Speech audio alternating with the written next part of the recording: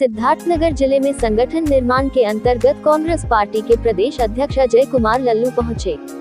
इस मौके वह जनता से सीधे संवाद किया, साथ ही लोगों के बीच पहुंच कांग्रेस की नीतियों को बताया।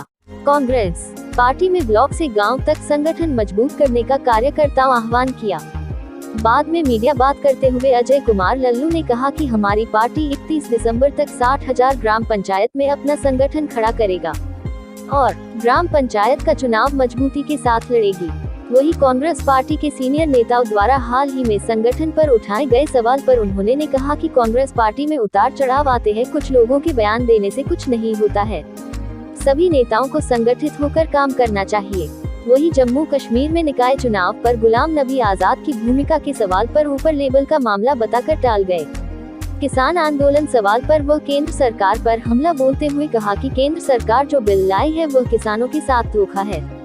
इस बिल को कांग्रेस पार्टी किसी भी कीमत पर नहीं लागू होने देगी। हमारे ब्लॉक न्याय पंचायत और ग्राम सभा की इकाइयों का गठन होना है, उसके परिप्रेक्ष्य में आया था।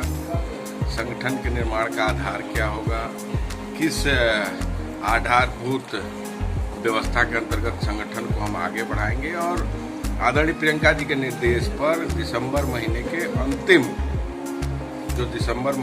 अंतिम दिन तक यानी 31 दिसंबर तक हर हाल में हमें 60,000 ग्राम सभाओं में अपने ग्राम सभा कमेटियों का इकाइयों का गठन करना है।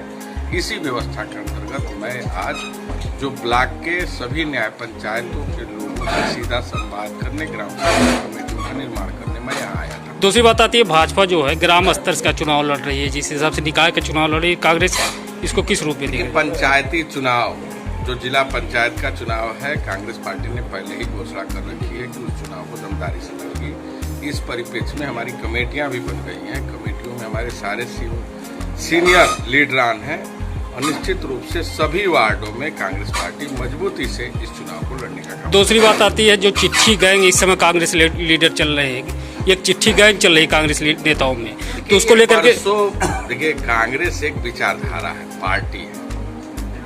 आजादी के समय से लेकर अब तक इसका संघर्षों का इतिहास रहा है। आज भी मजबूती के साथ जनता के, किसानों के, नौजवानों के, गरीबों के मुद्दे पर सड़कों पर संघर्ष कर रहे हैं।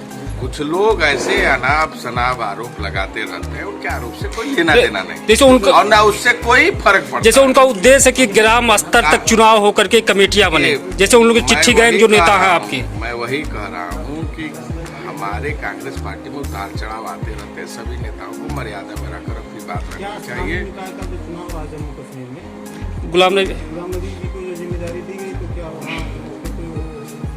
बिल्कुल, ये तो राष्ट्रीय मामला है और हमारे राष्ट्रीय अध्यक्ष जी इसके बारे में बताएंगे। हमसे उत्तर प्रदेश के बारे में पूछिए, हम बताते हैं आपको। जिस हिसाब से निकाय चुनाव को लेकर के, ठीक है, जो आपके नेताओं का चिट्ठी वायरल हुआ है। नहीं, निकाय चुनाव को लेकर कोई लेना देना नहीं है उससे।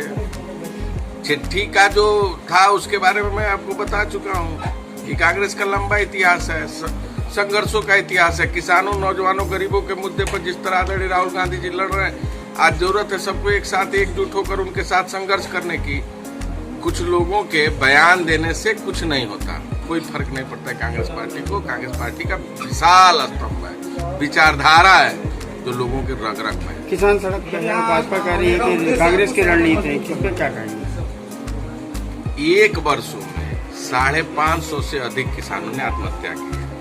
अतिवृष्टि, ओलावृष्टि में 1 रुपया का मुआवजा न देना, गन्ने का भुगतान न देना, बीमा कंपनियों द्वारा लोगों के फसलों का बीमा करना और हर साल बीमा कंपनियों का भाग जाना, आय दोगुना करने के नाम पर धोखा करना, धान क्रय केंद्रों पर धान का खरीद न होना, अन्ना जानवरों से पूरा किसान रात भर अपने खेतों की पहरेदारी कर रहा है। आखिर यह सरकार करना क्या चाहती है? 3 विधेयक लेके आई है, जमाखोरी को बढ़ावा देने की, MSP को समाप्त करने की, और किसानों की जमीन पर गिद्दी नजर इस सरकार की कांग्रेस पार्टी से कतई नहीं होने देगी। आदरणीय राहुल गांधी के नेतृत्व में हम सड़कों पर संघर्ष कर रहे हैं। इस बिल विधेयक को किसी कीमत पर लागू नहीं होने देंगे।